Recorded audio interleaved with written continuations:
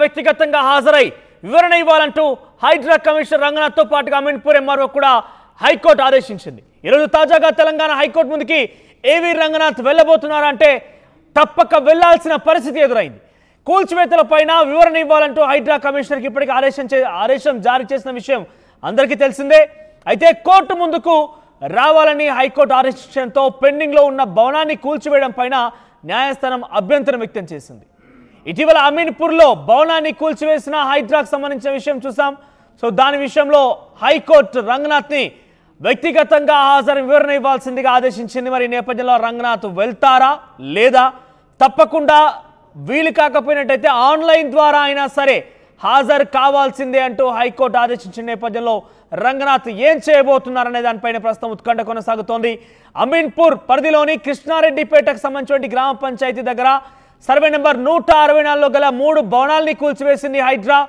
MRO అధికారి కూడా అక్కడే పర్యవేక్షించారు. అయితే ఆ నేపథ్యంలో ప్రస్తుతం కూల్చివేయకూడదంటూ హైకోర్టు చెప్పినప్పటికీ ఎందుకు కూల్చివేశారు, మీకున్నటువంటి చట్టబద్ధత ఏంటి అంటూ కూడా హైడ్రా కమిషనర్ రంగనాథ్ని ప్రశ్నిస్తూ వ్యక్తిగతంగా హాజరై సమాధానం చెప్పాల్సిందిగా హైకోర్టు ఆదేశించింది. ఇంతకు ఏం జరగబోతుందో తెలుసుకుందాం. ప్రతినిధి సాగర్ మరింత సమాచారం అందిస్తారు.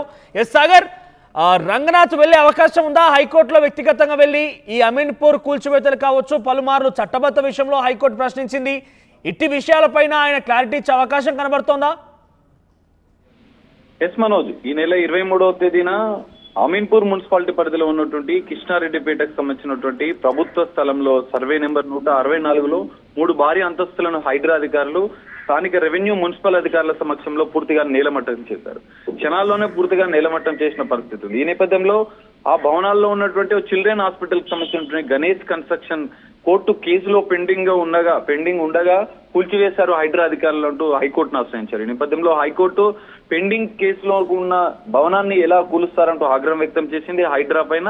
దీంతో పాటుగా దానికి సంబంధించినటువంటి పూర్తి నివేదిక ఇవ్వాలి, వ్యక్తిగతంగా హాజరై హైడ్రా కమిషనర్ రంగనాథ్ ఏకంగా వ్యక్తిగతంగా లేదా వర్చువల్ గా హాజరై వివరణ ఇవ్వాలంటూ హైకోర్టు ఆదేశించింది. ఈ నేపథ్యంలో ఈ సందర్భంగా అమీన్పూర్ మున్సిపాలిటీ పరిధిలో ఉన్నటువంటి భారీ కూల్చివేతల విషయంలో కూడా రెవెన్యూ మున్సిపల్ అధికారుల నివేదిక ఆధారంగానే సర్వే నెంబర్ 164లో ఈ నిర్మాణాలు గుర్తించిన అధికారులు దీనికి సంబంధించినటువంటి అంటే రెవెన్యూ అధికారుల డేటా ఆధారంగానే హైడ్రా కూల్చివేసింది. ఈ నేపథ్యంలో దానికి సంబంధించినటువంటి డేటాను ఒకసారి మనం పరిశీలిస్తే సర్వే నెంబర్లను తారుమారు చేసి అంటే పక్కనే ఉన్నటువంటి సర్వే నెంబర్లను 165, 166 సర్వే నెంబర్లతో వీళ్ళు అనుమతులు తీసుకుని ఈడ అక్రమ నిర్మాణాలు 5 అంతస్తుల భారీ అక్రమ నిర్మాణాలు చేశారంటూ ఇప్పటికే హైడ్రా గుర్తించింది. హైడ్రా కమిషనర్ ఒకవేళ వర్చువల్ గా హాజరయ్యే అవకాశాలు ఎక్కువగా మనకు కనిపిస్తున్నాయి. వ్యక్తిగతంగా లేదా వర్చువల్ గా హాజరై వివరణ ఇవ్వాలంటూ హైకోర్టు ఆదేశించిన నేపథ్యంలో రంగనాథ్ వ్యక్తిగతంగా గానీ వర్చువల్ గా గానీ హాజరై ఈ 2 అంశాలను ప్రధానంగా వివరణ ఇచ్చే అవకాశాలు మనకు ఎక్కువగా కనిపిస్తున్నాయి. మనోజ్, అమీన్పూర్ ఎంఆర్ఓ కూడా ఆదేశాలు జారీ చేశారు. తనని కూడా వ్యక్తిగతంగా హాజరు కావాలి, కూల్చివేతలపైన క్లారిటీ ఇవ్వాలంటగా హైకోర్టు ఆదేశించిన నేపథ్యంలో ఇద్దరిని కలిసి విచారించే అవకాశం ఉందా? అంటే ఏ రకంగా సర్వే చేశారని కానీ 164లో ఉన్నటువంటి ఆ భవనాలని సర్వే చేశారా లేదా?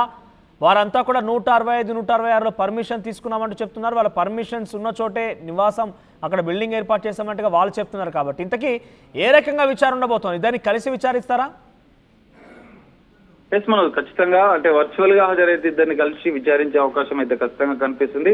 ఖచ్చితంగా అది హైడ్రా కమిషనర్ రంగనాథ్ గానీ స్థానిక ఎంఆర్ఓ గానీ వాళ్ళ దగ్గర ఉన్నటువంటి నివేదిక ఆధారాలు ఏదైతే ప్రభుత్వ సర్వే నెంబర్ 164లో తాము కూల్చివేతలు చేశాం, ప్రభుత్వ సర్వే నెంబర్ లో మాత్రమే తాము కూల్చివేశాము, ఈ సర్వే నెంబర్ 165, 166 హెచ్ఎండిఏ లేఅవుట్ సంబంధించినటువంటి నిర్మాణమే, వాటిని మేము టచ్ చేయలేదనే ఎక్స్ప్లెనేషన్ కూడా ఇచ్చే అవకాశం మనకు కనిపిస్తుంది. ఎందుకంటే ఇప్పటికే సర్వే నెంబర్ లో ఉన్నటువంటి నిర్మాణాలను ఇక్కడే అక్రమ నిర్మాణాలను ఇప్పటికే గతంలో కూడా ఎంఆర్ఓ హైడ్రా కమిషనర్ రంగనాథ్ కూడా చెప్పారు, గతంలో చెప్పిన పరిస్థితి ఉంది. వాటిని ఇంతకుముందే అధికారులు కూల్చివేశారు, కానీ మరోమారు వారు అధికారులను లెక్క చేయకుండా 5 అంతస్తుల భారీ భవనాలను నిర్మించారు. ఈ నేపథ్యంలోనే స్థానిక రెవెన్యూ అధికారుల నివేదిక ఆధారంగానే వారికి సహాయం చేయడానికి మాత్రమే హైడ్రా రంగంలోకి దిగింది, కూల్చివేసిందని చెప్పే అవకాశాలు మనకు కనిపిస్తున్నాయి. మరోవైపు చట్టబద్ధత అంశాన్ని కూడా అనేక మార్లు హైకోర్టు ప్రశ్నించింది హైడ్రాను.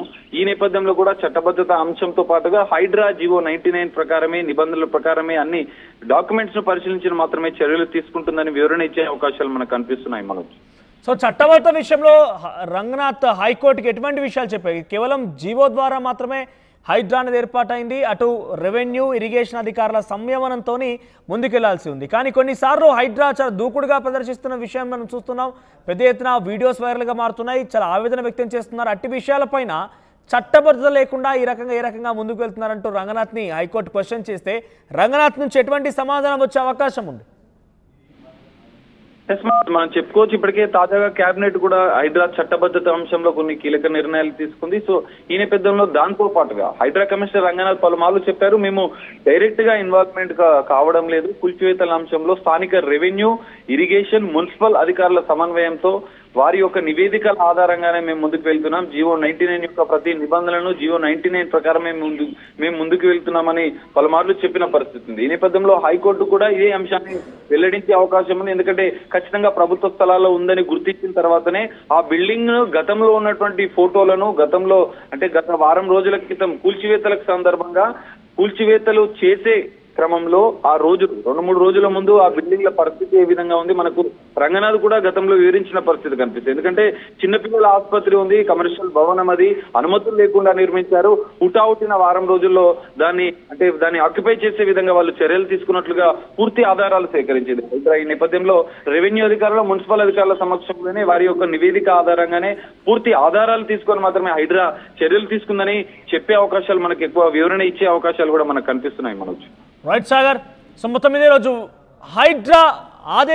హైకోర్టు ఆదేశాల మేరకు Hydraa commissioner Ranganath high court వెళ్ళబోతున్నారా?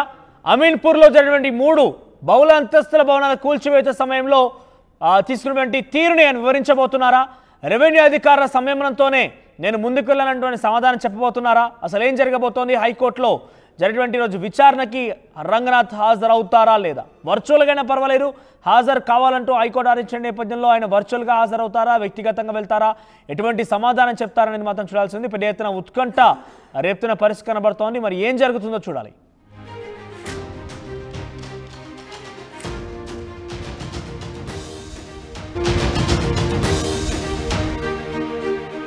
Breaking news చూస్తున్నాం.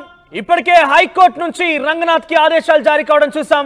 అమీన్పూర్ లో కూల్చివేతలపైన వ్యక్తిగతంగా హాజరై వివరణ ఇవ్వాలంటూ హైడ్రా కమిషనర్ రంగనాథ్ తో పాటుగా అమీన్పూర్ ఎంఆర్ఓ కూడా హైకోర్టు ఆదేశించింది. ఈరోజు తాజాగా తెలంగాణ హైకోర్టు ముందుకి ఏవీ రంగనాథ్ వెళ్ళబోతున్నారా అంటే తప్పక వెళ్లాల్సిన పరిస్థితి ఎదురైంది.